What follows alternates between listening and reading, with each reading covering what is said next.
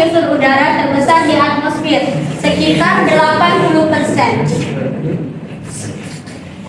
Nitrogen ini penyusun senyawa organik, khususnya protein. Nitrogen melimpah di udara, namun tidak dapat masuk secara langsung kepada tumbuhan. Maka tumbuhan tersebut harus melewati proses yang namanya fiksasi nitrogen. Tumbuhan yang dapat menyerap nitrogen yaitu hanya pada tumbuhan polongan yang memiliki bintil akar. Dengan bantuan bakteri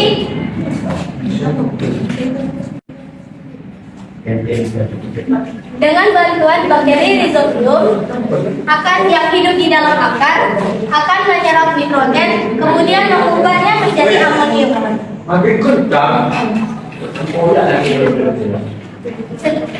Setelah itu, amonium tersebut akan diubah lagi oleh bakteri untuk melewati masa nitrifikasi, yaitu diubah menjadi NO2- atau nitrit, kemudian diubah menjadi lebih kompleks menjadi nitrat. Nitrat ini merupakan unsur yang bisa diterima oleh semua tumbuhan. Kemudian nitrat ini akan diserap oleh tumbuhan. Ini disebut dengan proses asimilasi. Nitrat ini berfungsi untuk membantu proses fotosintesis pada tumbuhan. Nah, jadi di sini ada hewan ini organisme. Jadi jika hewan tersebut memakan tumbuhan, nitrat yang ada di tumbuhan akan pindah ke organisme. Ketika organisme dan juga tumbuhan ini mati, kemudian membusuk yang mengalami dekomposisi, kemudian akan diurai dengan bantuan dekomposer, baik itu fungi ataupun bakteri.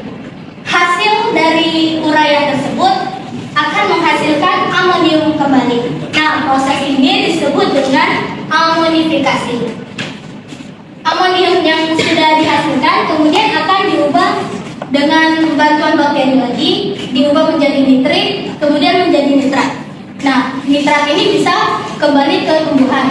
Namun, jika nitrat tersebut tidak diserap atau sebagai zat sisanya, akan menjadi nitrogen bebas yang akan terlepas ke udara kembali. Seperti itulah siklus daur nitrogen. Dari lampiran yang sudah tersedia, ini adalah siklus daur karbon dan oksigen. Karbon dan oksigen ini merupakan unsur penyusun udara yang sangat penting bagi keberlangsungan makhluk hidup. Karbon yang paling banyak di udara yaitu adalah karbon dioksida. Karbon dioksida ini diperlukan tumbuhan untuk melakukan fotosintesis. Jadi tumbuhan akan menyerap karbon dioksida untuk melakukan fotosintesis. Selain itu tumbuhan, karbon dioksida ini juga dibutuhkan pada fitoplankton, zooplankton, juga ikan paus. Setelah tumbuhan melakukan fotosintesis, tumbuhan akan melepaskan oksigen ke udara. Begitu juga dengan fitoplankton, zooplankton, dan ikan paus akan melepaskan oksigen ke udara. Oksigen ini adalah unsur yang sangat penting bagi makhluk hidup untuk melakukan respirasi. Nah, manusia dan hewan organisme tersebut memerlukan oksigen untuk respirasi atau bernapas. Ya, kita bernapas menghirup oksigen, kemudian akan mengeluarkan karbon dioksida. Nah, karbon dioksida yang dikeluarkan itu disebut juga sebagai zat sisa hasil metabolisme. Zat sisa tersebut juga akan dibutuhkan oleh tumbuhan kembali untuk melakukan fotosintesis. Nah, jadi karbon dioksida ini tidak hanya dihasilkan oleh organisme saja, namun juga dari organisme yang telah mati atau fosil yang akan diubah menjadi bahan bakar untuk aktivitas manusia seperti pabrik dan itu akan menghasilkan karbon dioksida ke udara. Selain itu juga ada dari asap pembakaran kayu dan juga aktivitas gunung berapi yang akan menghasilkan karbon dioksida di udara. Seperti itulah siklus daur karbon dan oksigen.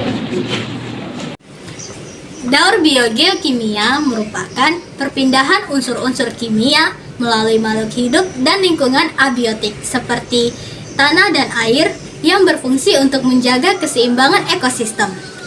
Siklus fosfor merupakan salah satu siklus biogeokimia yang mengalir dari komponen abiotik ke biotik lalu kembali ke abiotik. Siklus fosfor merupakan satu-satunya siklus daur biokimia yang siklusnya tidak melewati atmosfer. Perhatikan skema berikut ini. Air yang ada di laut, sungai, dan danau mengalami penguapan akibat panas sinar matahari. Proses penguapan ini dinamakan evaporasi. Proses penguapan juga terjadi pada tumbuh-tumbuhan di bumi. Proses penguapan yang terjadi pada tumbuhan dinamakan transpirasi. Uap air dari permukaan bumi akan naik ke udara membentuk awan. Kumpulan uap air tersebut akan mengalami pengembunan, membentuk titik-titik air. Proses ini disebut kondensasi. Lalu angin akan membawa awan ke daratan atau daratan tinggi. Berikutnya, titik-titik air di awan akan turun menjadi hujan. Proses ini dinamakan presipitasi. Selanjutnya, air akan mengalir ke daratan rendah dan menciptakan siklus yang berlangsung secara terus-menerus.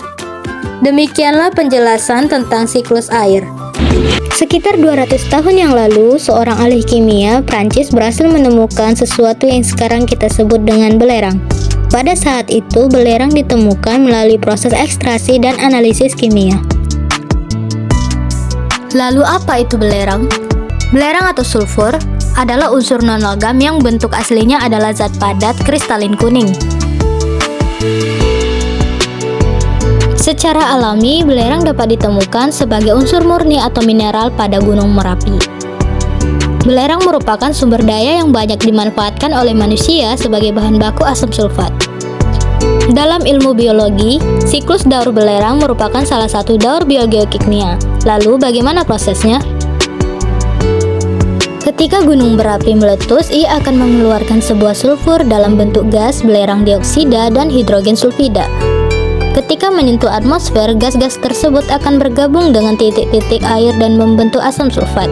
Saat mulai jenuh, hujan asam akan terjadi dan asam sulfat akan terserap ke tanah. Selanjutnya, asam sulfat diasimilasi oleh tumbuhan dalam bentuk sulfur dan masuk ke dalam sistem rantai makanan.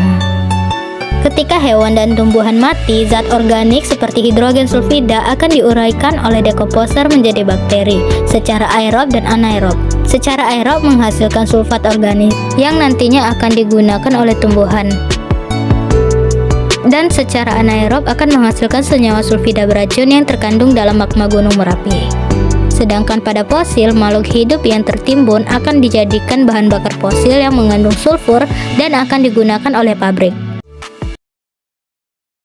15-30 km di atas permukaannya, bumi kita diselimuti oleh suatu gas yang berfungsi sebagai pembatas antara bumi dengan radiasi sinar ultraviolet dari matahari. Namun, adanya polusi menyebabkan lapisan tersebut kian hari kian menipis, yang menyebabkan kehidupan di bumi terancam oleh radiasi yang berbahaya. Bumi kita disusun oleh 6 lapisan atmosfer, dan gas ini dapat ditemukan pada lapisan kedua, yaitu stratosfer. Senyawa yang bernama klorofluorokarbon atau yang lebih dikenal dengan istilah CFC adalah penyebab utama dari rusaknya lapisan ozon. CFC merupakan molekul yang mengandung karbon, klor, dan fluorin. CFC ini biasanya ditemukan pada alat pendingin, aerosol, dan produk-produk plastik. Ketika CFC terkena sinar ultraviolet di atmosfer, CFC akan terpecah menjadi senyawa yaitu klorin, lalu kemudian bereaksi dengan oksigen pada ozon dan memecah molekul ozon.